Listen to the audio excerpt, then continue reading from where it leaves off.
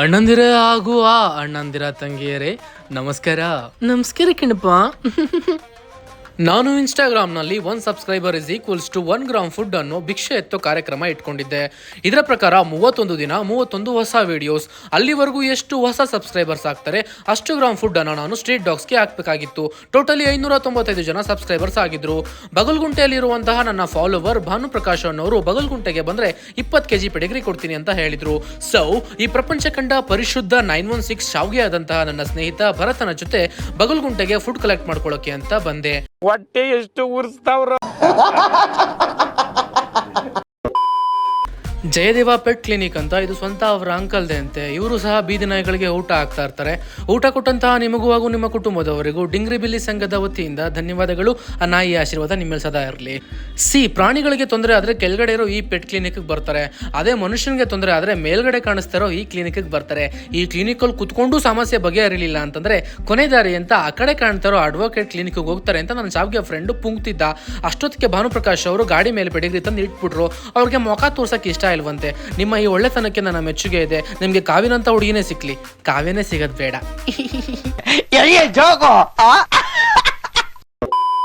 ನಾನೊಂದು ಇಂಟರ್ವ್ಯೂಗೆ ಹೋಗಿದ್ದೆ. ಆ ಇಂಟರ್ವ್ಯೂ ಮುಗಿಸ್ಕೊಂಡು ಮನೆ ಹತ್ರ ಬಂದಾಗ ನನ್ನ ಮನೆ ಗೇಟ್ ಮುಂದೆ ಒಂದು ಪುಟ್ಟ ನಾಯಿ ಮರಿ ಕಾಲಿಗೆ ಗಾಯ ಮಾಡಿಕೊಂಡು ತುಂಬಾ ಹಸುವಿಂದ ಕೂಗ್ತಾ ಇತ್ತು. ಸೊ ಆ ನಾಯಿ ಮರಿ ನೋಡಿ ಪೆಡಿಗ್ರಿನ ಓಪನ್ ಮಾಡಿ ಆ ನಾಯಿ ಮರಿಗೆ ಅದಲ್ಲ ಅದು ನಮ್ಮ ಅಕ್ಕ ಪಾಪ ಆ್ಯಕ್ಚುಲಿ ಈ ನಾಯಿ ಮರಿ ಬಗ್ಗೆ ಮಾತಾಡ್ತಾ ಇರೋದು. ಈ ನಾಯಿ ಮರಿಗೆ ಪೆಡಿಗ್ರಿನ ಓಪನ್ ಮಾಡಿ ಊಟ ಹಾಕೋಣ ಅಂತ ಬಂದೆ. ಅದು ತುಂಬಾ ಮುದ್ದಾಗಿ ನನ್ನಿಂದನೇ ಬಂತು. ನೀವು ಆ ನಾಯಿ ಮರಿ ಕಾಲಲ್ಲಿ ಒಂದು ಗಾಯನ ಅಬ್ಸರ್ವ್ ಮಾಡಿರ್ಬೋದು. ಇದು ಯಾರಾದರೂ ಇಂಟೆನ್ಷನಲಿ ಮಾಡಿದ್ರು ಅಥವಾ ಆಕ್ಸಿಡೆಂಟಲಿ ಆಯಿತು ನನಗೆ ಗೊತ್ತಿಲ್ಲ. ದೀಪಾವಳಿ ಟೈಮಲ್ಲಿ ಆಗಿರೋದ್ರಿಂದ ಇದು ಡೆಫಿನೆಟ್ಲಿ ಪಟಾಕಿಯಿಂದ ಸುಟ್ಟಿರೋ ಗಾಯನೇ ಹೌದು. ಪಾಪ ನಾಯಿ ಮರಿ ಅದೆಷ್ಟು ಕಷ್ಟ. ಯಾಕಿನಿ ಹಂಗ ಅಡ್ಡ ಬತ್ತಳೆ ನಿಶಾಕ. ಆ ನಾಯಿ ಮರಿ ಅಲ್ಲ, ಸಾರಿ, ಈ ನಾಯಿ ಮರಿ ಪಾಪ ಅದೆಷ್ಟು ಕಷ್ಟ ಅನ್ಭವಿಸ್ತು. ಇದಕ್ಕೆ ಮೊದಲ ದೀಪಾವಳಿ ಆಗಿತ್ತು. ಆ ಮೊದಲ ದೀಪಾವಳಿನ ನಮ್ಮ ಜನ ಭಯಂಕರ ಮಾಡಿ ಇಟ್ಬಿಟ್ರು. ಧಾರ್ಮಿಕ ಆಚರಣೆಗಳು ಮಾಡಬೇಕು, ಆದ್ರೆ ಆ ಧಾರ್ಮಿಕ ಆಚರಣೆಗಳ ಹೆಸರಲ್ಲಿ ಕ್ರೂರತೆ ಮರೆಯೋದು ಎಷ್ಟು ಸರಿ ಹೇಳಿ. ನಮ್ಮ ಅಕ್ಕ ಹಾಕಿರೋ ಮರಿ ನಿಶಾಕ ಸುಸರುಬತ್ತಿನ ಎಂಜಾಯ್ ಮಾಡ್ತಾ ಇದ್ಲು. ಅವಳ ಜೊತೆಗೆ ನಾವು ಸಾಕಿರೋ ನಾಯಿ ಮಿಸ್ಟರ್ ವೈ ಕೂಡ ಚೆನ್ನಾಗಿ ಎಂಜಾಯ್ ಮಾಡ್ತಾ ಇತ್ತು. ಸೊ ಇದಕ್ಕೆ ಹೊಟ್ಟೆ ತುಂಬ ಊಟ ಹಾಕ್ಬಿಟ್ಟು ಗಾಯದ ಮೇಲೆ ಸ್ವಲ್ಪ ಅರ್ಶನ ಹಾಕ್ಬಿಟ್ಟು ರಾತ್ರಿ ಆಚೆ ಕಡೆ ಮಲ್ಕೊಳ್ಳೋಕೆ ಅಂತ ಬಿಟ್ಟಿದ್ದೆ. ನನಗೆ ಗೊತ್ತು ನೀವೆಲ್ಲ ಏನು ಅನ್ಕೊಳ್ತಾ ಇದ್ದೀರಾ ಅಂತ. ಮುಂಡೆ ಮಗ ಆ ನಾಯಿ ಮರಿನ ಮನೇಲಿ ಇಟ್ಕೊಳ್ಳೋಕೆ ಏನಾಗ್ತಿತ್ತು ಅಂತ ಅನ್ಕೊಳ್ತಾ ಇದ್ದೀರಾ. ನೀವು ಅನ್ಕೊಳ್ಳೋದು ತಪ್ಪಲ್ಲ, ಆದರೆ ನಾವಿರೋದು ಬೇರೆಯವರ ತೋಟದಲ್ಲಿ. ಓನ್ರು ಇದಕ್ಕೆಲ್ಲ ಅಲೋ ಮಾಡೋದಿಲ್ಲ. ನಾನು ಬೆಳಗ್ಗೆ ಎದ್ದು ಬಂದು ನೋಡಿದಾಗ ಗೇಟ್ ಮುಂದೆ ಮತ್ತೆ ನಾಯಿ ಮರಿ ಬಂದಿತ್ತು. ಸೊ ಒಳಗಡೆ ಕರೆದ್ಬಿಟ್ಟು ಪೆಡಿಗ್ರಿ ಹಾಕಿ ಅಂಗಡಿಯಿಂದ ಔಷಧಿ ತಂದ್ಬಿಟ್ಟು ಗಾಯದ ಮೇಲೆ ಹೊಡೆದೆ. ಈ ನಾಯಿ ಮರಿ ಬಗ್ಗೆ ಕರೆಂಟ್ ಅಪ್ಡೇಟ್ ಏನಪ್ಪಾ ಅಂತಂದ್ರೆ, ನಮ್ಮ ಮನೆ ಹತ್ರ ಒಂದು ಹೋಟೆಲ್ ಇದೆ. ಆ ಹೋಟೆಲ್ ಅವರು ಈ ಮುದ್ದು ಮರಿನ ಅಡಾಪ್ಟ್ ಮಾಡ್ಕೊಂಡಿದ್ದಾರೆ. ನನ್ನ ಫಾಲೋವರ್ ಕೊಟ್ಟಿರೋ ಪೆಡಿಗ್ರಿಯಲ್ಲೇ ನಾನು 5 kg ಪೆಡಿಗ್ರಿಯನ್ನು ಆ ಹೋಟೆಲ್ ಅವ್ರಿಗೆ ಕೊಟ್ಟಿದ್ದೀನಿ. ಸೊ ಇವಳು ಹೆಲ್ತಿ ಆಗಿರೋ ಲೈಫ್ನ ಲೀಡ್ ಮಾಡಲಿ ಅಂತ ಆ ಹೋಟೆಲ್ ಅವರು ಅಷ್ಟೇ ಇವಳನ್ನ ಹಾಸ್ಪಿಟ್ಲ್ ಕರ್ಕೊಂಡು ಹೋಗ್ಬಿಟ್ಟು ಒಳ್ಳೆ ಟ್ರೀಟ್ಮೆಂಟ್ನ ಕೊಡಿಸಿದ್ದಾರೆ. ಸೊ ಅವ್ರಿಗೆ ಧನ್ಯವಾದಗಳನ್ನ ಹೇಳೋಕೆ ಇಷ್ಟಪಡ್ತೀನಿ. ಯಾರು ಮೀನಿನೋ ಅಂಕಲ್ಲು ಗಾಬ್ರಿ ಆಗ್ಬಿಡ, ಯಾರೋ ಕಾಲ್ನೇ ಕಬಾಬ್ ಮಾಡಿಬಿಟ್ಟಿದ್ದಾರೆ. ಯಾರು ಮುಂಜಿ ಮಕ್ಳು ಪಟಾಕಿ ಮಾಡಿಬಿಟ್ರು. ನೀನೇನಕ್ಕೆ ಬಂದಿದ್ಯಾ? Guest uncle. ಗೆಸ್ಟಾಗೇ ಇರಬೇಕು. ಕಾರ್ತಿಕ್ ಅಂಕಲು 1 kg ತಲೆಕಾಳು ತೊಗೊಂಡು 1 kg ರೈಸ್ ಹಾಕ್ಬಿಟ್ಟು ಗ್ರೇವಿ ಥರ ಉಪ್ಪಿಲ್ದಂಗೆ ಮಾಡ್ಬಿಟ್ಟು ಅನಿಸ್ತವ್ರೆ. ತಿನ್ಕೊಂಡು ಹೋಗಿ ಮರಿ ಶಾವ್ಗೆ.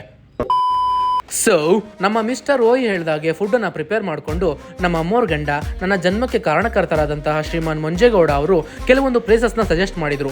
ಇಲ್ಲಿ ಜಾಸ್ತಿ ನಾಯಿ ಸಿಗುತ್ತೆ ನೋಡಿ ಅಂತ. ಸೊ ಆ ನಾಯಿಗಳನ್ನ ಹುಡಿಕೊಂಡು ನಾವೆರಡು ನಾಯಿಗಳು, ನನ್ನ ಪರಿಶುದ್ಧ ಶಾವ್ಗೆ ಭರತ ಮತ್ತು ನಾನು ಹೋಗ್ತಾ ಇದ್ವಿ. ನನಗೆ ಬೋರ್ ಆಗಬಾರ್ದು ಅಂತ ಭರತ ಮಡ್ಮಡಿದಲ್ಲಿ ಡೈಲಾಗ್ಗಳನ್ನ ಹೊಡಿತಾ ಇದ್ದ. ಹೊಂಗಿರಣದ ಸೂರ್ಯನ ಬಿಸಿಲುಗಳು ನನ್ನ ಮೇಲೆ ಸ್ಪರ್ಶಿಸಿದಾಗ ನಾನು ಹೇಳುವ ಒಂದೇ ಒಂದು ಹಾಡು, ಗೊಂಬೆ ಗೊಂಬೆ ಬೊಂಬೆ ಬೊಂಬೆ ಬೊಂಬೆ ನನ್ನ ಮುದ್ದು ಬೊಂಬೆ ಹೊಂಗಿಸಿಲಲ್ಲಿ. ಓ ಇಲ್ಲೈತಲ್ಲೋ ಪೇಚಾನು, ಇಲ್ಲೇ ಎಷ್ಟೊಂದೈತೆ. ಸೊ ನಾವು ಊಟ ಹಾಕಬೇಕು ಅಂತ ನಾಯಿಗಳನ್ನ ಹುಡಿಕೊಂಡು ಹೋದಾಗ ನಮಗೆ ಮೊಟ್ಟ ಮೊದಲು ಸಿಕ್ಕಿದ್ದೇನೆ ಒಂದು ಬಾಂಟಿ ನಾಯಿ. ಒಂದು 2-3 ನಾಯಿ ಮರಿಗಳಿಗೆ ಜನ್ಮ ನೀಡಿತ್ತು.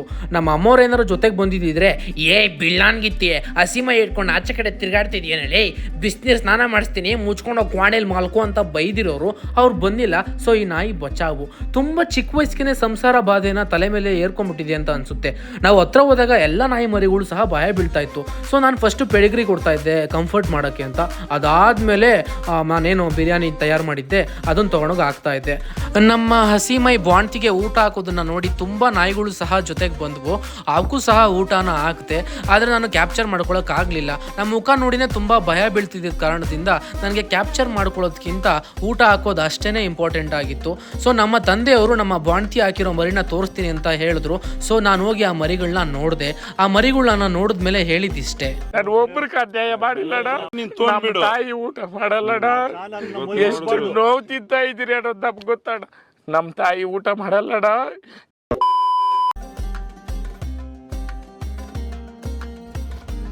ಮಗ, ನಾವು ನಾಯಿಗಳಿಗೆ ಯಾಕೆ ಹೇಳಿ ಊಟ ಹಾಕ್ತಾ ಇದ್ದೀವಿ?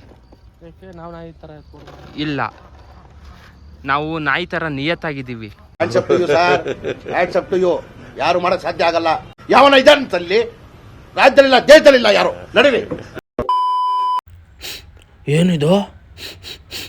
ಪೆಡಿಗ್ರಿ ಬಿರಿಯಾನಿ ಲೆಗ್ ಪೀಸು, ಅದು ಉಪ್ಪಾಗ್ತೆ ಮಾಡೋರೆ. ಇವ್ನು ಯಾವ ನನ್ನ ನಾಟ್ಕೊಳ್ಳೋ ಮಕ್ಕಳ ಮೇಲೆ ಕ್ಯಾಮ್ರಾ ಹೊಡಿತಾನಲ್ಲ. ಹಾಂ, ಬಾ ತಿನ್ಬಾ. ಆಯ್ತು ಹಾಕ್ಬಿಟ್ಟೋಗು. ಬಾ ತಿನ್ನು, ನಾಯಿ ತಿನ್ನು. ಗೊತ್ತಾಗಲಿ, ಒಳ್ಳೆ ಬಸ್ರು ಹೆಂಗ್ಸ್ರು ನಡ್ದಂಗೆ ನಡೀತಲ್ಲ ಯಂಗ್ಸ್ಟನ್ ಮಗನೇ. ಮುಳ್ಳಂದಿಗೆ ಶೇವ್ ಮಾಡ್ದಂಗೆ ಇದೆಯಲ್ಲೋ. ಕರಿಯ ನೋಡ್ದ ನಾಯಿ ನನ್ನೇ ಕರಿಯ ಅನ್ನದ. ಬೆಳ್ಳಿಗೆ ಇಟ್ಬಿಟ್ಟು ನನ್ನ ಕರ್ರಿಗಿದಾರ ಅಂತ ಹೇಳ್ಬಿಟ್ರೆ ತಪ್ಪು ನಂದು. ಅವ್ರು ಇರೋದೇ ಕರ್ರಿಗೆ.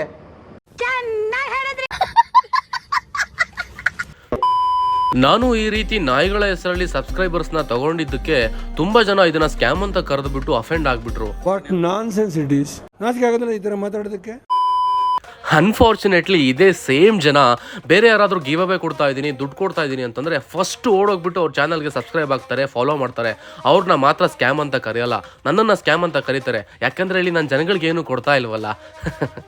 Let me clarify this. Scam ಅಂತಂದರೆ ಏನು? ನಾನೇನಾದರೂ ಮಾಡ್ತೀನಿ ಅಂತ ನಿಮ್ಮ ಹತ್ರ ಏನಾದರೂ ಇಸ್ಕೊಂಡು ಅದನ್ನು ಮಾಡಲಿಲ್ಲ ಅಂದಾಗ ಅದು ಸ್ಕ್ಯಾಮ್ ಆಗುತ್ತೆ.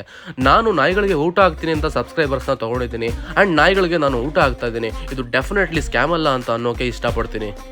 ತುಂಬ ಜನ followers and non followers cash ಕೊಡ್ತೀನಿ, ಆನ್ಲೈನ್ ಪೇಮೆಂಟ್ ಮಾಡ್ತೀನಿ, ನಾಯಿಗಳಿಗೆ ಊಟ ಹಾಕು ಅಂತ ಹೇಳಿದ್ರು. ಅದಕ್ಕೆ ನಾನು ಒಪ್ಕೊಂಡಿಲ್ಲ. ಯಾಕೆಂತಂದರೆ ನಾನು ಅವ್ರ ಹತ್ರ 10,000 ರೂಪಾಯಿ ಇಸ್ಕೊಂಡು ಅದಕ್ಕೆ 5,000 ಆ್ಯಡ್ ಮಾಡಿ ನಾಯಿಗಳಿಗೆ ಊಟ ಹಾಕಿರ್ತೀನಿ. ನನ್ನ ಸ್ಟೋರಿಯಲ್ಲಿ ನಾನು ಎಲ್ಲೋ ಟ್ರಿಪ್ಗೆ ಹೋಗೋದು ಅಥವಾ ಹೋಟೆಲಲ್ಲಿ ಕೂತ್ಕೊಂಡು ಊಟ ತಿನ್ನೋದನ್ನ ಹಾಕಿರ್ತೀನಿ. ನಿಮ್ಮ ಮೈಂಡಿಗೆ ಬರೋದು ಇಷ್ಟೇ, ಜಾಲಿ ನಾಯಿ ದುಡ್ಡೆಲ್ಲ ಖಾಲಿ ಅಂತ. ಅದಕ್ಕೋಸ್ಕರ ನನಗೆ ಈ ಒಂದು ವಿಚಾರ ಇಷ್ಟ ಆಗೋದಿಲ್ಲ. ನಿಮಗೆ ನಿಜವಾಗ್ಲೂ ನನಗೆ ಮತ್ತು ನಾಯಿಗಳಿಗೆ ಹೆಲ್ಪ್ ಮಾಡಬೇಕು ಅನ್ನೋ ಮೈಂಡ್ ಸೆಟ್ ಇದ್ದರೆ ಐ ರಿಯಲಿ ಅಪ್ರಿಷಿಯೇಟ್ ದ್ಯಾಟ್. ಆದರೆ ನನಗೆ ನಿಮ್ಮ ದುಡ್ಡು ಬೇಡ, ನಿಮ್ಮ ವ್ಯೂಸ್ ಅಷ್ಟೇ ಬೇಕು. ಈ ಚಾನಲ್ ಮಾನಿಟೈಸ್ ಆಗೋಕ್ಕೆ ಹೆಲ್ಪ್ ಮಾಡಿ. ನಾನು ಮುಂದೆ ಯಾವುದೇ ಲಾಂಗರ್ ವೀಡಿಯೋಸ್ನ ಹಾಕಿದ್ರೆ ಪೂರ್ತಿ ನೋಡಿ ಅಂತ ಬೇಡ್ಕೊಳ್ತೀನಿ. ಈ ವಿಡಿಯೋ ಮುಖಾಂತರ ನಾನು ನಿಮ್ಗೊಂದು ಪ್ರಾಮಿಸ್ ಮಾಡೋಕ್ಕೆ ಇಷ್ಟಪಡ್ತೀನಿ. ಈ ಚಾನಲ್ ಏನಾದರೂ ಅಪ್ಪಿ ಮಾನಿಟೈಸ್ ಆಗಿ ನನಗೆ ಎಷ್ಟೇ ಇನ್ಕಮ್ ಬಂದ್ರೂ ಅದರಲ್ಲಿ 30% ನಾನು ಚಾರಿಟಿಗೆ ಅಂತಲೇ ಎತ್ತಿಡ್ತೀನಿ. ಅದರಲ್ಲಿ 15% ಅನಿಮಲ್ ಚಾರಿಟಿ ಆದರೆ ಇನ್ನು 15% ಎಜುಕೇಷನ್ಗೆ ಕೊಡ್ತೀನಿ ಅಂತ ಹೇಳೋಕ್ಕೆ ಇಷ್ಟಪಡ್ತೀನಿ. ಇದ್ರ ಮೇಲೆ ನಿಮ್ಮಿಷ್ಟ, ಬೆಳೆಸೋದು ನೀವೇ, ತುಳಿಯೋದು ನೀವೇ. ನಮ್ಮ ಕಾರ್ತಿಕ್ ಒಂದು ಗೋಪಿ ಕಾವ್ಯ ಓಜಿ ಕಾವ್ಯ ಬಾರೆ ಒಂದೇ ಕಡೆ ಅಣ್ಣ ಸಖತ್ ಆಕ್ಟಿಂಗ್ ಮಾಡ್ತಿದ್ದೆ ಕಣ. ನನಗೆ ಗೊತ್ತು ಈ ವಿಡಿಯೋ ತುಂಬ ಲಾಂಗ್ ಆಗೋಯ್ತು ಆ್ಯಂಡ್ ಬೋರಿಂಗ್ ಆಗ್ತಾ ಇದೆ ಅಂತ. ಸೊ ಅದಕ್ಕೆ ಬೇಗ ಮುಗಿಸೋಕೆ ಇಷ್ಟಪಡ್ತೀನಿ. ನಾನು ಅವತ್ತಿನ ದಿನ ಒಂದು 25ರಿಂದ 30 ನಾಯಿಗಳಿಗೆ ಊಟ ಹಾಕಿದ್ದೀನಿ. ಅದರ ಖುಷಿ ಖಂಡಿತವಾಗ್ಲೂ ಇದೆ. ನಾನು ಫಾಲೋವರ್ ಕೊಟ್ಟಿರೋ 20 kg ಪೆಡಿಗ್ರಿಲಿ ಒಂದು 10 kg ಪೆಡಿಗ್ರಿ ಮಿಕ್ಕಿದೆ. ನಮ್ಮ ಏರಿಯಾದಲ್ಲೇ ಸುಮಾರು ನಾಯಿಗಳು ಮರಿ ಹಾಕಿವೆ. ಪಾಪ ಅದಕ್ಕೆ ಊಟ ಸಾಕೋಗೋದಿಲ್ಲ. ಡೈಲಿ ಹೋಗ್ಬಿಟ್ಟು ಊಟ ಹಾಕ್ಬಿಟ್ಟು ಬರ್ತಾ ಇದ್ದೀನಿ. ಸೊ ವಿಡಿಯೋ ನೋಡಿದ್ದಕ್ಕಾಗಿ ಧನ್ಯವಾದಗಳು. ಸಾಯೋ ತನಕ ಬದುಕಿ. ಎಲ್ಲ ನೀವು ಕೊಟ್ಟ ಆಸ್ತಿ, ಎಲ್ಲ ನೀವು ಕೊಟ್ಟಂತಹ ಕರುಣೆ